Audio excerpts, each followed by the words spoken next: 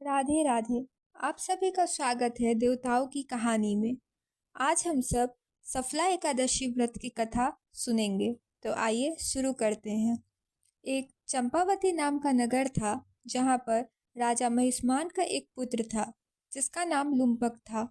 वह हमेशा बुरा काम करता था, जिससे परेशान होकर राजा ने उसे नगर से निकाल दिया। तब से लुम्पक जंगल में जाकर रहने लगा और वहाँ पर भोजन में मांस खाने लगा।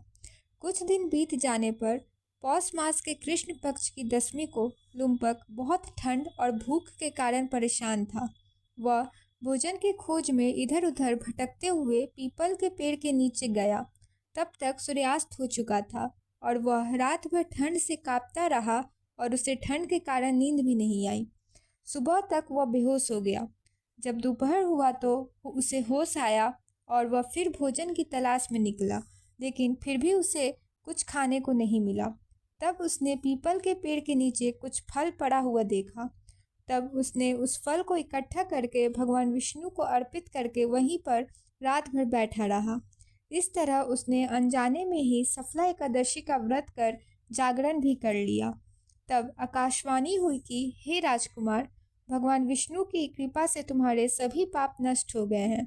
अब तुम अपने पिता के पास जाओ और राज्य को प्राप्त करो। तब लुम्पक खुश होकर दिव्य रूप धारण कर घर लौटा और उसने अपने राज्य में राज किया और उसे पुत्र की भी प्राप्ति हुई। अंत में राज्य का भार अपने पुत्र को सौंपकर वह बैकुंठ धाम को प्राप्त हुआ। इस प्रकार इस व्रत को करने से मनुष्य के सभी कार्य सफल होते हैं और उन्हें मोक्ष मिलता है। तो बोलिए विष्णु भगवान की जय।